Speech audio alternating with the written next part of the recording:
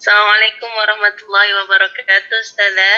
Waalaikumsalam warahmatullahi wabarakatuh. Ummu Talhah, bagaimana kabar antum? Alhamdulillah, anna bi khair. Wa kaifa haluki ya Ustazati?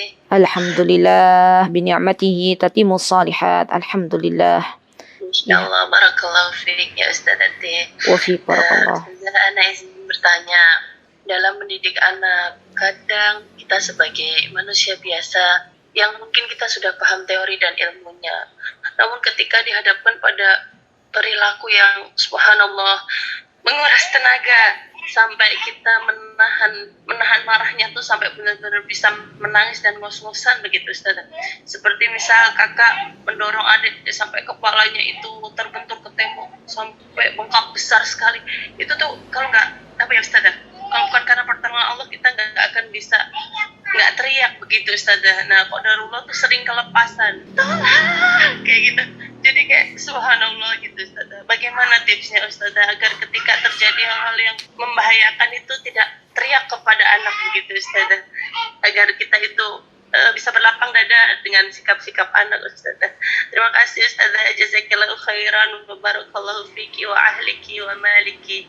Assalamualaikum warahmatullahi wabarakatuh. Waalaikumsalam warahmatullahi wabarakatuh. Masya Allah, barakallahu fiik Ummu Talhah. Masya Allah, jazakillahu khair atas pertanyaannya. Ya, ini sepertinya pertanyaan mewakili para mak-mak. Masya Allah. Baik, akhwati fillah rahimani wa rahimakunallah.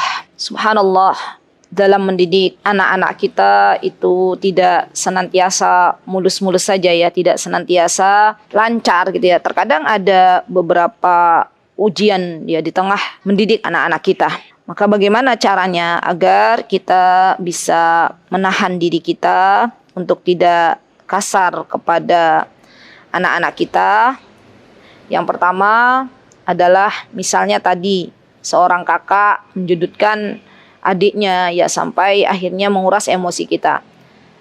Yang bisa kita lakukan adalah evaluasi dulu. Evaluasi. Kenapa kok bisa kakak sampai seperti itu kepada adiknya? Apakah mungkin kakak tersebut merasa bahwa dia kurang perhatian gitu ya, kurang perhatian yang didapatkan oleh ibunya, apalagi dalam kasus-kasus yang kalau bahasa Jawa ki sesundulan ki, misalnya kakaknya itu baru anak pertama baru usia 2 tahun terus ibunya sudah hamil lagi. Biasanya kasus-kasus seperti ini itu banyak akhirnya kita temui anak yang pertama ya, dia lebih sering tantrum ya.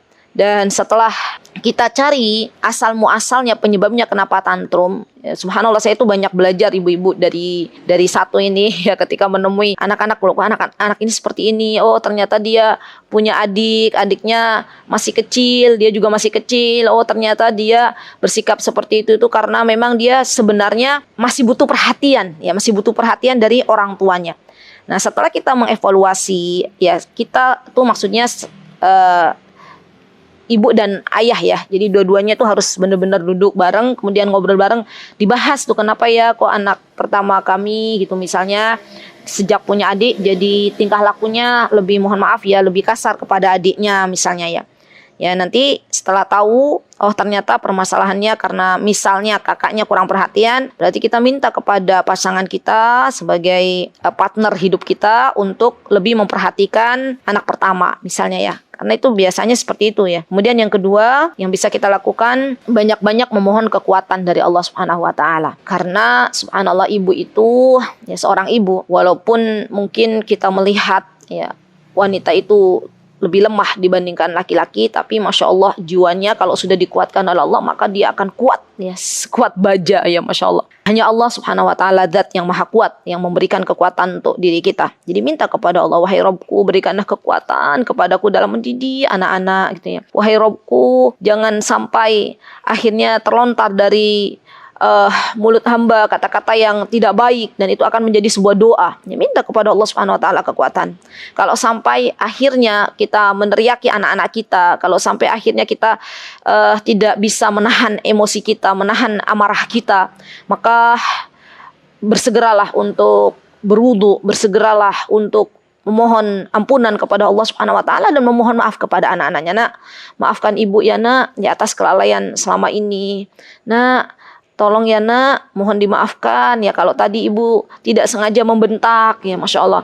Karena itu akan menjadi luka-luka ya di dalam hati anak-anak kita. Dan yang terakhir adalah teruslah berupaya teman-teman kita sebagai seorang ibu, selagi masih diberikan kesempatan untuk menemani buah hati kita, teruslah belajar. Belajar bagaimana menjadi ibu yang baik, ya, bagaimana menjadi ibu yang bisa menahan amarah kita. Dan sejatinya ilmu parenting atau ilmu mendidik anak itu tidak ada habisnya ya. Sampai kapan? Sampai Allah wafatkan kita. Semoga Allah Subhanahu wa taala memberikan kekuatan untuk kita semuanya. Wallahu taala alam. Barakallahu fiik.